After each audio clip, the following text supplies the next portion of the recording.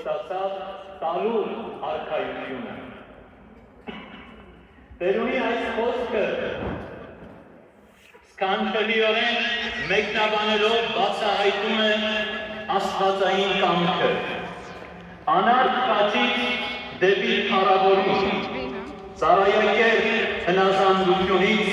դեպի հոր ածակողմում կանգնում։ Հայր Աստված արքայությունը տալիս է իր մարտեղացյալ որդուն, նրա կատարյալ սիրուն ու վստահությանը, նրա կատարյալ հնազանդությանը և զոհաբերության մի տրիտուր։ Եվ այդ նույն արքայությանն է Քրիստոս Աստված խոչում իր աշակերտներին, իսկ նրա միջոցով ամբողջ եկեղեցուն,